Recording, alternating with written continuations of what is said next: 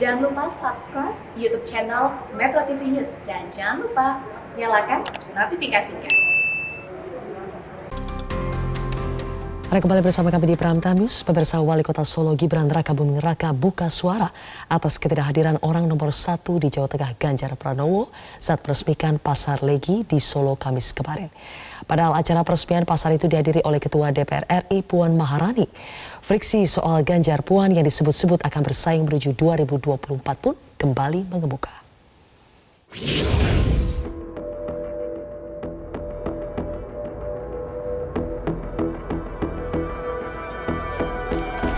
Ketiadaan Gubernur Jawa Tengah Ganjar Pranowo saat Ketua DPR RI Puan Maharani meresmikan Pasar Legi di Solo menjadi sorotan. Pasalnya, dalam acara peresmian yang dilaksanakan Kamis kemarin, selain Puan, banyak hadir orang-orang penting seperti Menteri PUPR Basuki Hadi Mulyono hingga Ketua DPD PDIP Jawa Tengah Bambang Wuryanto. Wali Kota Solo Gibran Rakabuming Raka pun mengungkapkan bahwa Ganjar sudah memiliki acara lain yang lebih penting. Datang pas pembukaannya mungkin minggu depan atau minggu depan belanja ke sini ya Pak ya, gampang.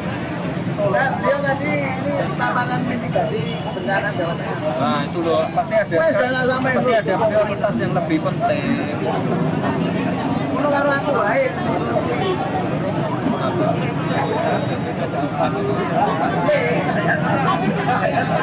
apa-apa.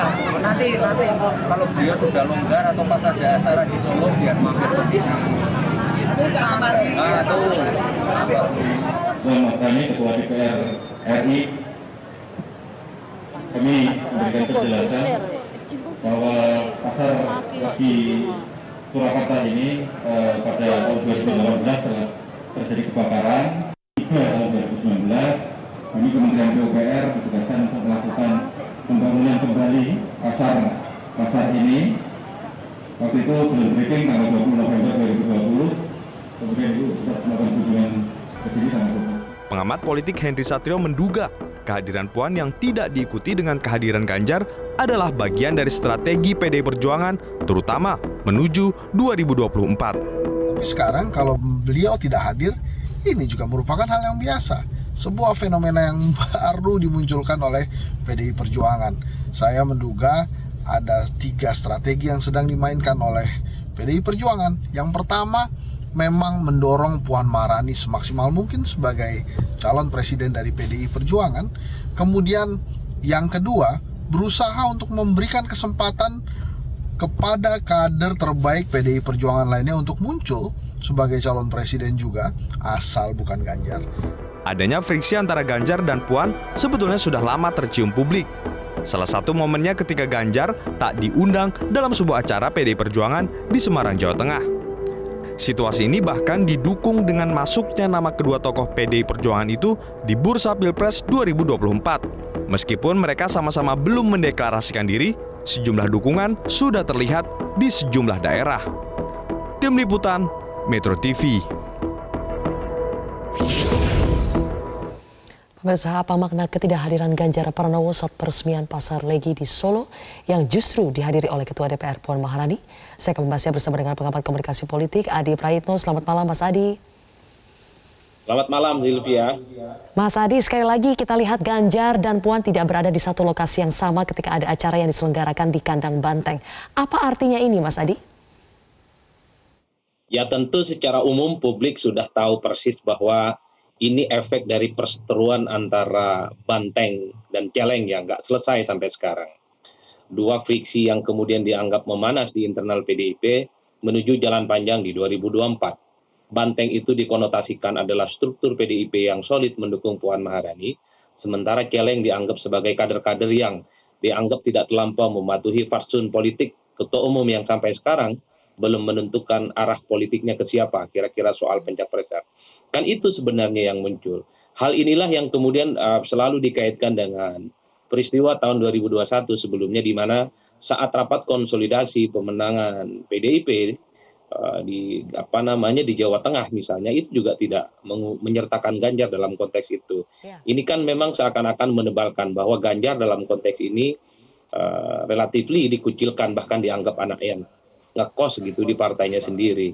Ini adalah satu fenomena babak lanjutan sebenarnya di mana antara kubu Celeng dan kubu Banteng sampai sekarang sebenarnya belum utuh konsolidasinya.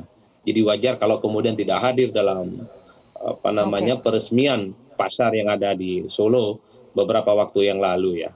Baik, tapi Mas Adi, kalau menurut Anda sebetulnya fiksi antara Ganjar dan Puan ini memang sengaja dalam tanda kutip dipelihara atau tidak?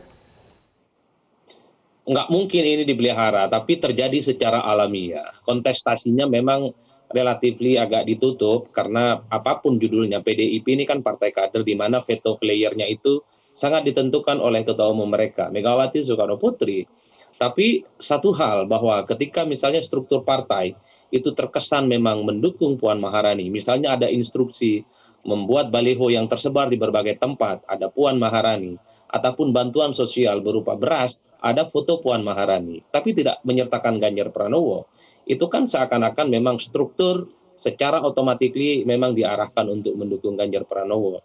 Tapi pada saat yang bersamaan, Ganjar sekalipun tidak didukung oleh struktur, tapi Ganjar kan punya market politik, elektabilitasnya cukup menjulang dalam berbagai survei. Artinya apa? Semakin sering Ganjar diperlakukan tidak adil, terkesan terus-menerus dianggap sebagai anak yang ngontrak di partainya sendiri, maka selama itu juga respon positif publik akan terus mengalir kepada Ganjar Pranowo. Oke, justru semakin menuai simpati ya. Tapi Mas Adi, sebetulnya yang tadi Mas Adi katakan secara struktur seperti seolah-olah selalu membela Puan, alasannya kenapa ya? Apakah karena semata-mata Puan punya privilege sebagai anak dari Ketua Umum PDI Perjuangan, atau sebetulnya ada alasan lainnya? Kalau mendengar beberapa statement sejumlah elit PDIP misalnya, suka tidak suka, PDIP itu kan adalah partai politik yang memang memiliki terah politiknya Soekarno. Tentu Puan terus menjadi prioritas dalam konteks menuju jalan 2024. Jadi kalau ada orang di luar Puan yang juga punya kemampuan, juga dinilai pantas untuk maju di 2024, tentu direm laju politiknya. Dalam berbagai hal selalu mengatakan, Ganjar ini sekalipun punya ceruk pemilih, elektabilitasnya bagus, seakan-akan dia diharamkan untuk ikut bertanding di 2024 karena dianggap orang yang masih ngekos gitu, ngontrak justru di partainya sendiri. Ya, salah satu kelemahan Ganjar karena bukan terah politiknya Soekarno. Inilah yang sebenarnya sampai sekarang terus mengerucut. The end of the day-nya publik sebenarnya ingin menunggu kira-kira kemana restu politik PDIP. Satu sisi misalnya yang terus ingin mendorong Puan, tapi respon publik tidak terlampau kuat, tapi pada saat yang bersamaan Ganjar yang selalu dianaktirikan mendapatkan respon yang cukup positif. Tentu ini akan menjadi kebimbangan tersendiri bagi PDIP ke depan. Oke, kita terus nantikan perkembangan dinamika selanjutnya. Terima kasih Mas Adi Praitno telah bergabung bersama kami di Prime Time News hari ini.